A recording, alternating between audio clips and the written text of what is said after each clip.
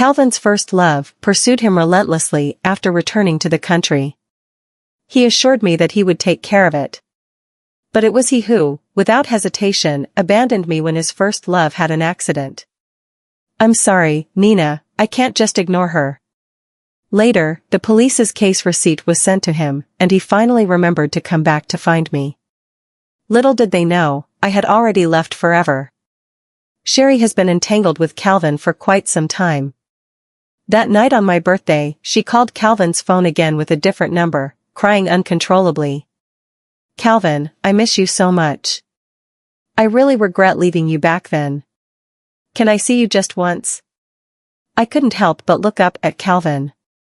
He seemed to take a second longer to react, then turned off his phone. She and I are already a thing of the past. Don't take it to heart, I'll handle this matter. When he said this, his brows and eyes were lowered, his expression indifferent. But he did not realize how obvious his distraction was. He took sip after sip of the red wine in the glass, frequently glancing at his phone.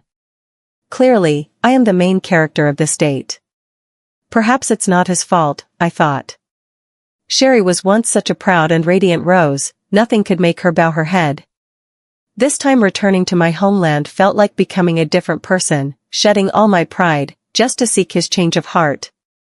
The feeling of frustration spread in my chest, and I pulled out my phone, restraining myself as I said, Calvin, if you're really worried, why don't you go see her? I can help you call a chauffeur. Calvin's expression froze. I gripped my phone tightly with my fingertips, suddenly feeling the urge to leave. But he pulled me back forcefully. He focused on me for a long time before smiling. Sorry, Nina, I overlooked your feelings. Give me a little more time with Sherry, I promise I won't let her cause a scene in front of us again, okay? I pressed my lips together, meeting Calvin's gentle and sincere gaze. I really wanted to respond to him with understanding, okay. But then another phone call pulled me back into the cold reality. Hello, may I ask if this is Mr. Calvin? Calvin had not finished listening when he suddenly stood up and accidentally knocked over the wine glass.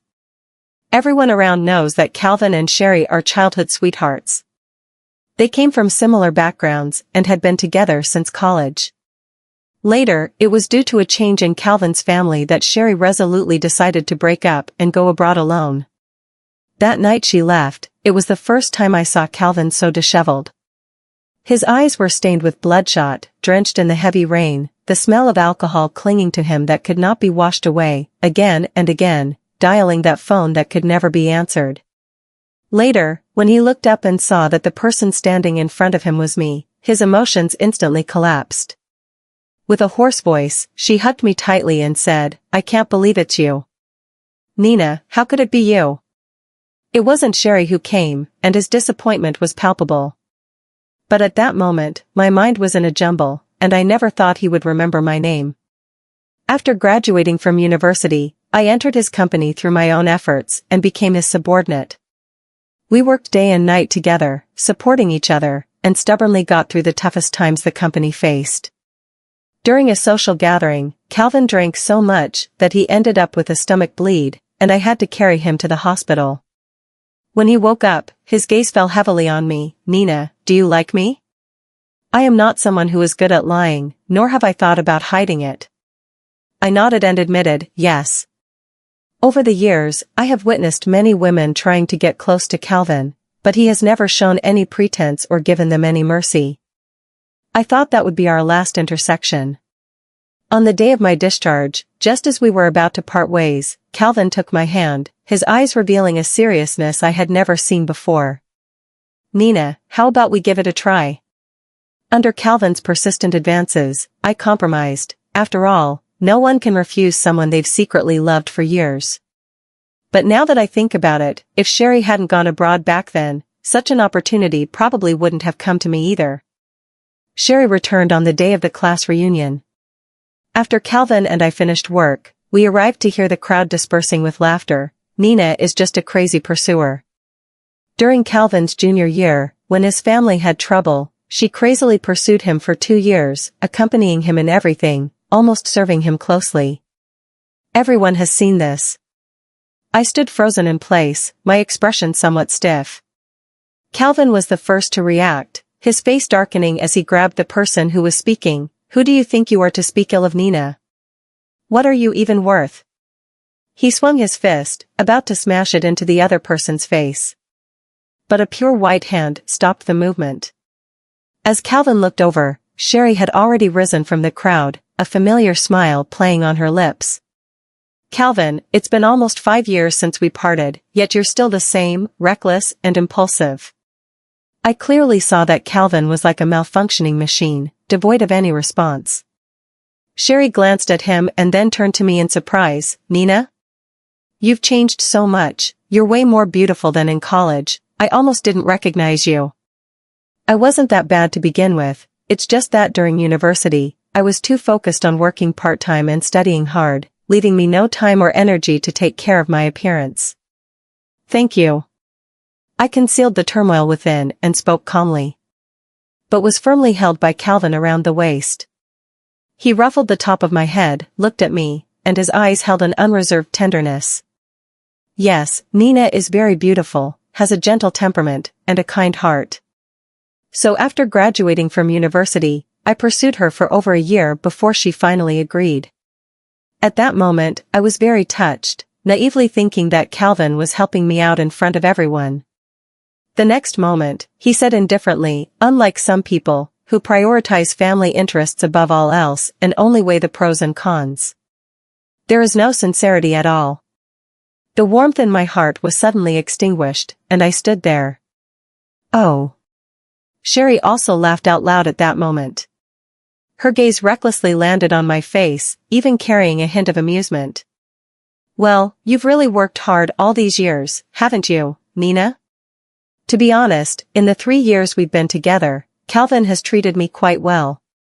So when the party ended that day and Calvin apologized to me in the car, I didn't blame him. It's okay, after all, you used to be in a relationship. If you had no reaction at all, I would find that strange. Calvin was taken aback by the words. The dim light in the car made his expression somewhat strange. He lowered his eyelids and, after a long while, raised a meaningful smile. I didn't expect my girlfriend to be so understanding. It was from that day on that my relationship with Calvin changed. Sherry almost forcefully intervened in the relationship between the two of us. I had planned a private date with Calvin, but she appeared from behind him. She blinked and said to me, "Sorry, Nina, I really don't have any other friends back home, so I wanted to be with you all. You don't mind, do you?" Seeing the subtle provocation in Sherry's eyes, the words "I mind" hung on the tip of my tongue. Calvin, who had been silent all along, interrupted, "It's okay, it's just a meal. She's not that petty of a person." As he spoke, he raised an eyebrow and looked at me. "Right, Nina?" He looked so calm, his tone so composed. It even made me feel that if I refused, it would be my own lack of understanding. I didn't answer, and unexpectedly, it became Sherry's unrestrained beginning. After that, whether it was on dates, shopping, or at the office, Sherry's shadow was always around us. She joked with my boyfriend as if no one else was around, came in and out of my boyfriend's company, and even took the initiative to prepare lunch for my busy boyfriend. One time, I walked into the office and saw Sherry pretending to fall, landing in Calvin's arms, tightly hugging his waist, while Calvin did not push her away. At that moment, the emotions I had suppressed for so long finally could not be contained any longer. I slammed the documents in my hand down onto them, then clenched my fist and turned to leave. Behind her, a chaotic sound of footsteps echoed, accompanied by Sherry's anxious exclamation, "Calvin!" My mind became even more chaotic. All I knew was to quicken my pace, fearing that if I slowed down even a step, they would discover my embarrassment. But I was still pulled into the adjacent lounge, by a force. Calvin almost forcefully held me in his arms, his tone heavy, striking at my heart. "Calm down, Nina, calm down. It was an accident just now, I didn't touch her, she fell into my arms, by herself. There's nothing between her and me." "Nothing at all?" I was left speechless. "Nothing at all? Then what have these days been about?" "Calvin, don't you think you should maintain a proper distance with Sherry as an ex-girlfriend? She's just your ex. Yet you repeatedly allow her to overstep the boundaries. Perhaps I can pretend not to care, but I cannot ignore the place that Sherry once held in Calvin's heart. It was probably the first time I showed my vulnerable side in front of him. Looking at my reddened eyes, Calvin was stunned. Then he chuckled softly. "You idiot, you finally said what was on your mind. These days, seeing you with no reaction at all, I thought you didn't care at all." I froze all over. "What do you mean?" Calvin looked at me gently, then raised his hand to pinch my nose. "All these years you've been by my side, your emotions have been so few that sometimes I even doubt whether you really like me. So, I've been wondering, when will I finally see an expression on your face other than calmness?" Before he finished speaking, I vaguely understood his meaning.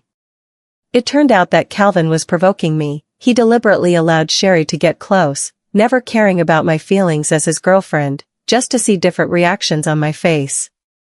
I don't know how to describe my feelings at that time. Calvin said he hasn't cared about Sherry for a long time. I should be happy. But I couldn't help but feel the absurdity, because he knew very well that some things would hurt me, that they would provoke people who shouldn't be provoked, yet he still repeatedly and carelessly chose to do so. Warm breath slid past my ear as Calvin gently kissed my lips, his gaze burning with seriousness. "All right, I promise you, I'll make it clear to her that I won't have any further contact with her. Please don't be angry, forgive me, okay?" He promised me that he would prepare well for my birthday to make it up to me, and I agreed, deciding to give him a chance. I clearly gave him a chance once. After that day, I often wonder if Calvin knew what would happen later. Would he regret saying those words to me? On my birthday, Calvin's compensation for my date still wasn't over. Another call came in on his phone, and after Calvin answered, his expression suddenly changed. He put on his coat and walked out of the restaurant. The sudden thunder outside the floor-to-ceiling window struck like a hammer on the heart. I felt a heaviness in my chest and hurried to catch up with him. "Calvin."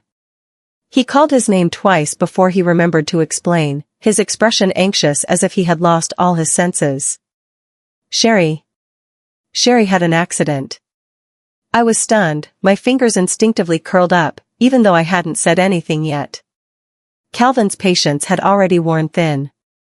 He took a deep breath and said, "Nina, I know you don't want me to see her, but something happened to Sherry. She has no family or friends in this city except for me. I can't just ignore her."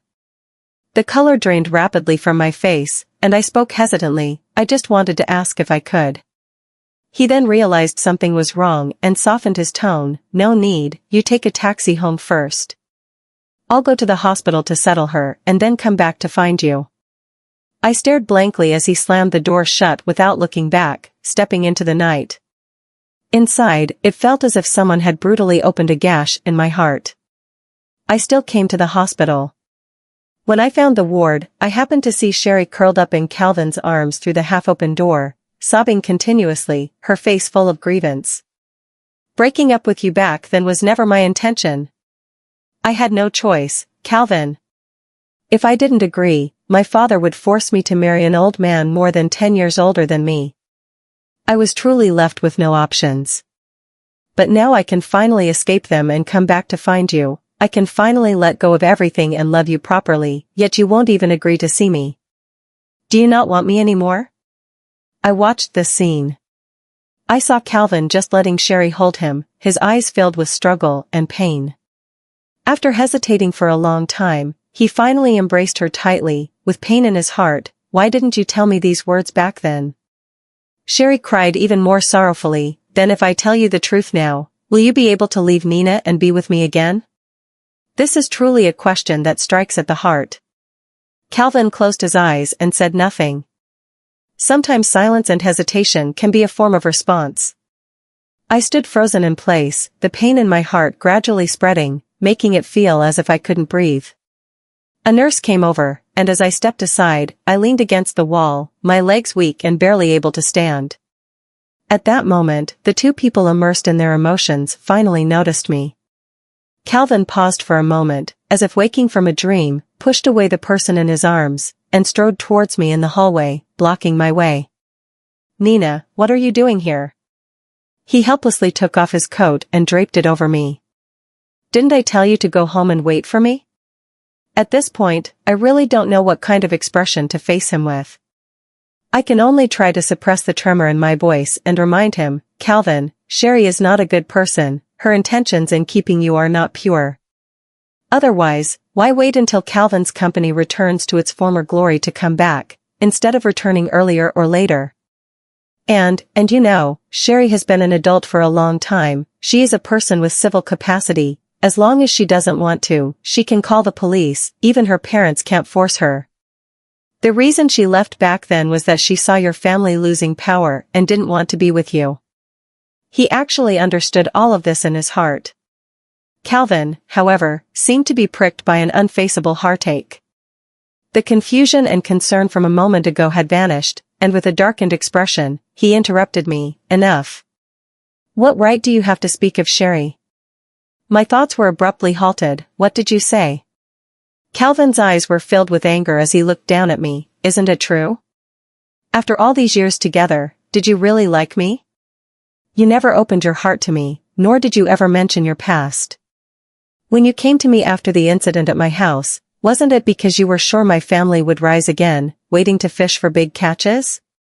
Nina, don't think of yourself as so noble. Compared to Sherry, how much better can you be?" My heart sank heavily.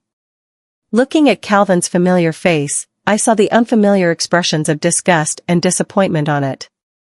Memories from the past in my mind are now all like sharp knives, cutting into my heart inch by inch. I want to keep myself consistently calm, but my voice still trembles. "Calvin. Don't forget, it was you who said you wanted to be with me in the first place. It was he who pursued me first, it was he who promised to treat me well for a lifetime. But has he always thought of me this way?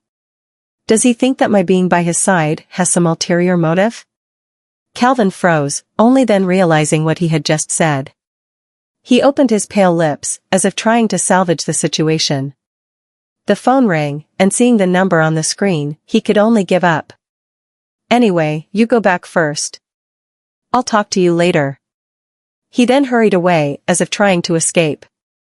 I neatly folded his coat and placed it in the hallway. The limbs were long forgotten, swept away by pain, and the hands trembled uncontrollably, completely unaware of how they had descended the stairs.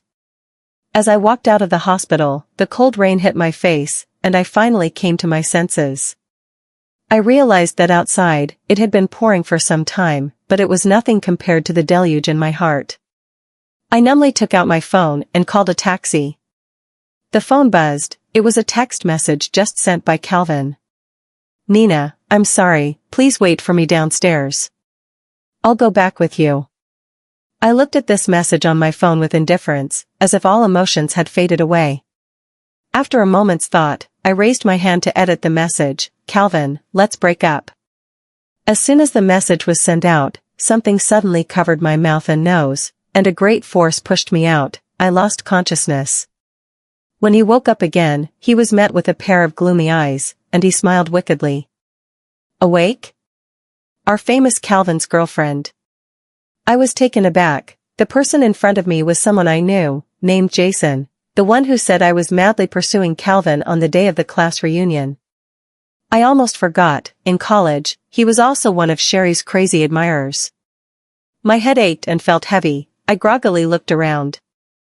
The light was dim, and there were several men with fierce expressions. Not far away, there was a camera with its light on, and the intentions of this group of people were obvious. "Nina, what kind of trash are you to dare compete with Sherry for someone? Also, isn't Calvin quite arrogant? Back then, we weren't the only ones who stepped on the Liao family, but this bastard has been fixated on the Su family. Today, I played with his woman, let's see if he can still act so cocky in the future." Taking advantage of the lingering effects of the drug in my body, a group of people approached with sinister smiles, tearing at my clothes, the icy air penetrating everywhere. Jason was the most ruthless, holding a dagger and threatening me at my waist, thinking I would be afraid. "Remember, you must not speak of today, or else I..." However, before he could finish speaking, I suddenly grabbed his wrist with a bit of regained strength. I cracked a smile, meeting Jason's gradually anxious expression as his smile faded. "Since you like Sherry so much, how about you take on a murder case for her?" I didn't give him a chance and charged straight at the dagger, the sharp blade instantly piercing my abdomen. The scene was instantly thrown into chaos. "I can't believe it, someone has died. Damn it, is this woman crazy? I don't want to go to jail." The light and shadows before me were chaotic, and the sounds around me became blurred. Some old memories, like a revolving lantern, gradually invade my mind. In front of the hospital, Calvin's confession to me. In a moment, on a rainy night, Calvin held me and cried bitterly. Once again, it was during my high school years when I had just recovered from a long illness. I had gained so much weight from the hormones that I was bullied by the boys at school. My parents divorced when I was young, and they both thought I was an orphan, which only intensified their bullying towards me. They dragged me to the school rooftop, pushed me around, insulted me with the most vicious words in the world, and attacked me with fists and feet. I grit my teeth and stubbornly resist, but my body still hurts so much, so much. Just like now. There were a few moments when I almost thought I was going to die, perhaps I really couldn't hold on any longer. But someone broke through the crowd and rushed over, holding me tightly in their embrace. That embrace was warm, as if it could soothe the very temperature of my soul. "Classmate, are you okay?" Memories and reality intertwine as I open my eyes, straining to see the face before me, but it is no longer the person from my memories. "Nina, are you okay?" I tugged at the corner of my mouth and completely fainted. When I woke up, I was in the hospital, surrounded by busy doctors and nurses, along with a few young police officers waiting to take statements. It was considered a case of attempted rape. The police questioned me about the entire incident and then comforted me sympathetically. "Miss Nina, thank you for your cooperation. Please take care of your injuries, the case will be resolved soon." After sending them off, I finally looked at the person standing at the door. Dressed in a well-tailored suit, his handsome face bore a hint of fatigue. Before my parents got divorced, there was a friendly older brother from the neighboring house, who was also a senior in the business school during my university years, Sean. I hadn't seen him for many years, and I never expected our reunion to be in such a scene. My voice was rough. "Is it you who saved me?" Sean then got up from beside the door, walked over, and rubbed the top of his head with his palm. "You've been asleep for 3 days. When we brought you to the hospital, the doctor said the dagger was less than half an inch from your liver. If it had been off by just a little more, you wouldn't have made it," he said, his eyes reddening, his voice becoming hoarse. "It's only been 3 years since we last met, kid. How did you end up like this?" "Kid." Since I was little, only Sean has ever called me that. In the year of my senior graduation, Sean returned to our alma mater and, recognizing my abilities, offered me a high salary more than once to recruit me to his company in City H. At that time, I was solely focused on how to lift Calvin's spirits and never considered his suggestion. Now, I shamelessly look at the neighbor brother who used to take such good care of me. "Sean, you said I was always welcome to go to City H. Does that still hold true?" Sean was taken aback for a moment, then a clean and bright smile appeared at the corners of his lips. "Of course, if you can change your mind, I would be more than happy." The police said the case would have results soon, but I couldn't wait any longer. After resting in the hospital for half a day, he disregarded the doctor's objections and completed the discharge procedures. I had Sean go downstairs to wait for me first. After changing my clothes and leaving the hospital room, I unexpectedly ran into Calvin in the hallway. A few steps away, I looked at the man I once knew so well, but all I felt was a sense of disorientation. It turns out that he has been accompanying Sherry in the hospital all these days. Deep emotions ripple within me, but they are no longer as intense as a few days ago. I realize that my feelings for Calvin seem to have lessened. Calvin's eyes were red beyond belief, and his chin was covered in stubble. The person who used to care the most about his appearance was now utterly disheveled. He hurried over to me, taking 2 steps at a time, and grabbed my hand tightly. "You finally agreed to see me?" 3 days ago, you just dropped the breakup line and vanished, not coming home, and I couldn't reach you by phone. Nina, were you trying to make me anxious on purpose? Oh, I just remembered, it seems I lost my phone on the day it rained. A sudden sharp pain shot through my abdomen, a lingering ache from the surgery. I numbly parted my lips, wanting to say something. Calvin suddenly shook off my hand, causing me to stumble. He gritted his teeth in frustration and anger. Nina, you know very well that Sherry was injured in the car accident, and her family is abroad. There's no one to take care of her except me, yet you insist on clinging to this matter and making unreasonable demands on me at a time like this? My elbow hit the wall, intensifying the pain throughout my body, and I looked up at Calvin. If just a second ago, I still felt that he cared a little about my disappearance. Then in this second, that absurd notion vanished completely. After so many years of love, it still hurts. I feel like breathing has become difficult. Yet the words that slip out still maintain a calmness. Calvin, I'm not being unreasonable. When I say I want to break up, I mean it. Calvin's breath caught, staring at me in disbelief. Do you even realize what you're saying? I no longer spoke, just coldly watched him. Having been with Calvin for 3 years, we have had our share of conflicts, big and small, but I have never acted irrationally nor have I ever brought up breaking up. Calvin quickly realized that I was serious. His body swayed, a bit at a loss and flustered, as if trying to placate me. I was wrong, I admit it, Nina. As soon as Sherry is discharged, I will cut off all contact with her, but can you not treat breaking up as such a serious matter? It's my fault, please forgive me, okay? Or are you saying that you never liked me at all? The warmth in my heart faded layer by layer, and I found that Calvin always kept getting tangled up in this issue. Once, I thought he cared for me to some extent. But now, I realize this was merely a way for him to indulge in his own mistakes. He treated Sherry with vengeance, unable to let go of her, and then hurt me again and again, as if just this one sentence could serve as a shield to win my soft heart. I closed my eyes and took a deep breath. When I spoke again, my back was straight, and my heart was already calm. Calvin, I used to really like you. You think that back then I approached you to play the long game and catch a big fish? That's because you didn't know that even before college, I had already liked you for many years. Calvin was stunned. In my sophomore year, I was bullied by older boys on the rooftop because of my obesity, and when my head hit the wall, I almost passed out. It was Calvin who suddenly appeared, driving those people back, rescuing me from their grasp and taking me to the infirmary. When my parents divorced and I fell ill, that was the first time I felt the warmth of a stranger. For a moment, I couldn't hold back and broke down in tears. 16-year-old Calvin is so sunny and kind.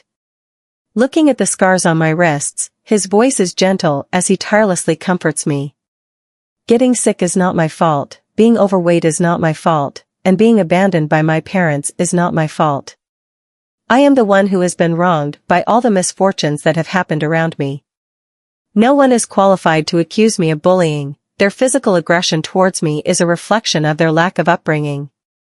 They will eventually have to pay for their own mistakes. So don't cry anymore, and don't be sad. You've endured those difficult days of illness, and as long as you live well, there will be hope, won't there? That day, in the medical room filled with the smell of disinfectant, Calvin's smile was like a ray of light, repeatedly saving me from the abyss. So later, I studied desperately, lost weight, skipped grades, and took a gamble to get into the same school as Calvin, standing in a position much closer to him. But then I found that Sherry was already by Calvin's side. And he seemed to have forgotten me. I swallowed the bitterness. The years I spent by your side, everyone mocked me as your crazy pursuer. But at that time, I never thought about being with you. After all, your feelings for Sherry were so deep. I just couldn't stand to see you so despondent, so I said a few words to you at that time. Do you remember? Calvin's thoughts were entangled in memories, and suddenly he seemed to recall something, his face turning pale as he froze in place. In an instant, all color drained from him. That's right, the words I said to him were the same words he had once used to comfort me during our high school years. Calvin was startled, suddenly choked with tears, his fingertips trembled as he reached out to take my hand. "Nina." But I carefully avoided it. "Back then, you saved me once, and I loved you for so many years." I curled my lips and softly said, as if reconciling with myself, "Calvin, we're even now." Calvin shook his head, unwilling to give up, still wanting to say something to me. I suddenly asked him a question. "Calvin, was that text you sent me 3 nights ago, asking me to wait for you, really from you?" Calvin seemed confused, momentarily bewildered. "What text message?" I nodded, no longer entangled with him, and before leaving the hospital, I told him, "It's okay, you'll know soon." Yes, the wicked person, I never intended to let her go. That night, I flew to City H with Sean. Sean bought his plane ticket almost without a break, probably fearing that I would be entangled by others, and also worried that my injuries would worsen. The police investigation and case report likely reached Calvin and Sherry around that time as well. Later, during my recovery, it was Sean who told me. "You have no idea, the police told Calvin every little detail about the case, and he almost went crazy on the spot. He wanted to find you but couldn't, and the police refused to disclose your information, so he could only turn back and vent his anger on Sherry. When the police arrived later, Calvin was forcefully choking Sherry's neck, nearly suffocating her to death. I kept muttering, I'm crazy, I'm crazy. I actually went crazy because of how you treated Nina, why don't you just die?" Sean recounted vividly. When he turned back to see me flipping through a magazine, he raised an eyebrow and said, "Why didn't you react at all to what you just heard?" "What kind of reaction should there be?" Once, I truly loved Calvin, and I offered my heart to him without reservation. In just a few days, Calvin managed to wear down the heavy feelings and companionship that had accumulated over the past decade. At that time, teetering on the edge of life and death, when I was about to face humiliation, I once thought I would never be able to forgive Calvin in this lifetime. But now I can hear everything about Calvin's remorse and pain from Sean's mouth. Yet in my heart, there isn't even the slightest ripple. Once certain things happen, we can never go back. Sean looked at me with boredom and suddenly asked, "What are your plans after your injury heals?" I put down the magazine and looked at him warily. "You can't be expecting me to get ready for duty right away, can you?" Sean chuckled, "How is that possible?" "I just wanted to ask for your thoughts." He smiled and then suddenly became serious. "You've been tired for so many years, it's time to relax properly." Thinking about it, having been by Calvin's side for so many years, in order to help him make a comeback, I had been immersed in the endless cycle of work, as if I really haven't taken a proper breath. After a moment of silent contemplation, I decided to take a trip to Yunnan to see the Listening Flower Valley, a place I had wanted to visit for a very long time. I once thought that I would have a romantic wedding with Calvin there. But in the end, the only one left to embark on the journey is myself. Sean didn't suggest going together, I thought he had his own matters to attend to. What I didn't know was that Sean returned to City A after I left and met with Calvin. Calvin is very smart, he learned from the police that it was Sean who saved me that day, and he almost immediately connected me with Sean. After all, I haven't made many friends from childhood to now, and Sean is one of them. When Calvin saw Sean, he looked so haggard that he was hardly recognizable, his eyes filled with despair. "You always wanted to take Nina away from me, didn't you? Did you hide her?" Sean has always had a great personality, he is the kind of person who smiles 3 parts before even speaking to someone. Listening to Calvin, he removed his disguise for the first time in front of others, revealing a cold expression. "Nina is not anyone's possession, please mind your wording." Calvin's anger was instantly ignited, his jaw clenched. "Stop playing dumb. Don't think I don't know what you're up to with Nina. You definitely know where Nina is right now." These days, Calvin has been investigating frantically, but he hasn't found any useful information. A living person cannot just disappear into thin air, the only possibility is that someone has erased their traces. Thinking of this, he looked at the man in front of him, and his teeth itched with hatred. Compared to Calvin's anger, Sean's expression was much more indifferent. He adjusted his glasses and said, "So what? Calvin, this is what you brought upon yourself." The pain in Calvin's eyes was instantly evoked. Sean only felt it wasn't enough, so he coldly and calmly stared at Calvin. Do you know that Nina has depression? Calvin's breathing became unsteady. Depression? Sean said, that's right, when she was 11 years old. Her parents divorced, and she pretended to be unaffected on the surface, but inside she was already at the end of her rope. The year she graduated from middle school, she fell seriously ill. Her parents left behind medical expenses, but were unwilling to care for her in the hospital. That was her first time contemplating ending her life. Later, she met you. When she mentioned you to me, I saw a glimmer in her eyes for the first time, and her tone became very cheerful. It was also the first time I felt jealousy that she had the courage to live on because of someone. Later, when you broke up with Sherry, I saw her dutifully staying by your side. I had tried more than once to persuade her to come with me, but she stubbornly refused, insisting on you no matter what. She jumped 2 levels in a row, and others thought she was smart, but she wasn't. The illness and chemotherapy made her thinking and reactions quite dull. After enduring trials and tribulations that ordinary people could not bear, she finally qualified to stand by your side. So to put it simply, she is just stubborn and foolish, relentless until she achieves her goal. Sean's voice became heavy, but you have let her down. On the day she had her accident, I had just returned to City A. Someone called for a taxi, and I accepted the order. When I saw that the contact was her, I could hardly believe it. But such coincidences do happen in this world. As soon as I arrived at the hospital entrance, I saw her being taken away by that group of people and forced into a van. That night the rain was pouring heavily. I was chasing the car while calling the police. When I arrived at the club, Jason and his group were trying to take revenge on her. It was her. Do you know? It was her who voluntarily and consciously moved towards the knife, peeling away the bloody truth, piece by piece, in front of Calvin. Sean stared at his pained expression and asked almost cruelly, what do you think she was thinking at that time? Calvin listened in a daze, as if all his resolve had been shattered in an instant, bearing some unbearable weight of life. Let her go, Calvin, you don't deserve her at all. I returned to City H after a week-long trip, dragging my suitcase, and at a glance, I saw Calvin standing at the door. The moment he saw me, his eyes immediately turned red, and he dropped the cigarette in his hand. Nina, so much has happened, why didn't you tell me? I was taken aback. Calvin used to not smoke. I was deceived by Sherry, and I had no idea what she was doing behind my back with my phone. During this time, I wanted to contact you, wanted to apologize to you in person, but I couldn't find you at all.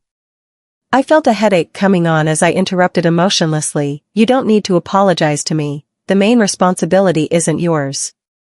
Besides, I've already made it clear to you that we're even.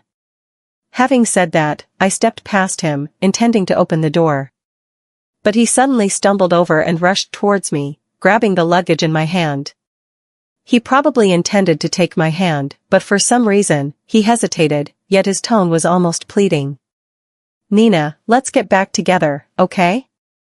I really know I was wrong. Whether you believe it or not, I admit that I had a bit of selfishness towards Sherry at the beginning. I wanted to take revenge for what she did to me back then. Seeing her sad and upset for me gave me a sense of satisfaction. But that wasn't love. I've long regretted my impulsive actions. Can we not break up? I promise you, I will do my best to make it up to you in the future. Calvin cried out. I looked at his tears, but found it hard to understand. Just like when he said he allowed Sherry to cross the line time and again, to provoke me. I sighed and brushed his hand away. I'm sorry, Calvin, I can't do it. I have lost count of how many times he has apologized. But he did not understand that some wounds can be healed, while others can never be.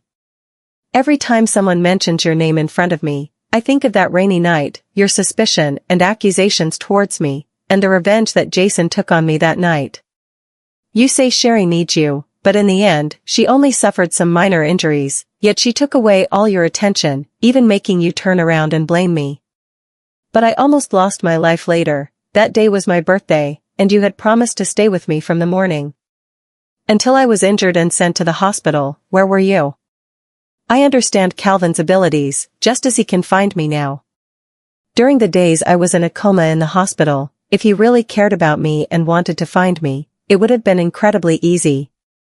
But he didn't. Why? Because he was immersed in the role of hero accompanying Sherry, enjoying the vengeful pleasure of seeing the Sherry who had once abandoned him now dependent on him. He found it impossible to let go of her. Look, whether in the past or present, whether in love or not in love, he always devoted his thoughts to Sherry so unreservedly. He seemed to take a second longer to react, then turned off his phone. She and I are already a thing of the past.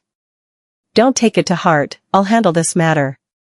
Calvin's eyes reflected an indescribable pain and despair. Nina, is there really no way for us to be together? I didn't say anything more, but he had already seen the answer in my eyes, crying uncontrollably. I can understand even less. It was I who was almost violated, it was I who almost lost my life, and it was my sincere heart that was wantonly trampled upon. But he cried like the most wronged person in the world. Later, he finally left, clenching his fist and saying to me, "Fine, I respect your decision, I won't bother you, but those who bully you, I will make them pay." Before long, I indeed heard from Sean about Calvin, how he sent Sherry to prison, and how he uprooted the Shen and Sue families. But it has nothing to do with me anymore. Sean asked me if I had really decided not to look back. The answer is obvious. Sometimes we come together and sometimes we part, but for the rest of our lives, may we each find our own happiness.